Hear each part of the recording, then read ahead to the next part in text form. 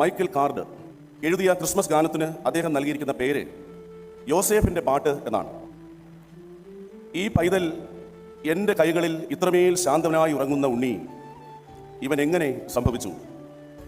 മാലാഖ പറഞ്ഞു ദൈവപുത്രനെന്ന്. അതെങ്ങനെ സാധ്യമാകുന്നു? ഉടയവനെ, എനിക്കറിയാം അവൻ എൻ്റേതല്ല, എൻ്റെ മാംസവും അസ്ഥിയുമല്ല.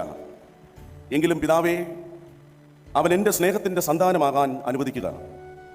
യോസേഫ് ഇനി ഇങ്ങനെ പ്രാർത്ഥിക്കുന്നു: പിതാവേ, അങ്ങയുടെ ഈ പദ്ധതിയിൽ എൻ്റെ പങ്ക് എന്തെന്ന് പറഞ്ഞു തരിക. എങ്ങനെ മനുഷ്യന് ദൈവപുത്രൻ്റെ പിതാവാകുവാൻ കഴിയും? കർത്താവേ, ഞാൻ വെറുമൊരു ആശാരിയല്ലോ.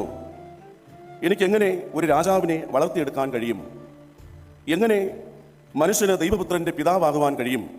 കർത്താവേ, ഞാൻ വെറുമൊരു ആശാരിയല്ലോ.